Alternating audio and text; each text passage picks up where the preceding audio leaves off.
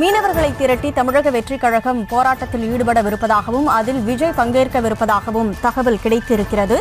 தமிழக வெற்றிக் கழகம் சார்பில் மீனவர்களை திரட்டி கடலூரில் ஆர்ப்பாட்டம் நடத்த முடிவு செய்யப்பட்டிருப்பதாகவும் இது தொடர்பாக காவல்துறையினரிடம் அனுமதி கேட்டு விண்ணப்பிக்கப்பட்டிருப்பதாகவும் தகவல் கிடைக்கப்பெற்றிருக்கிறது.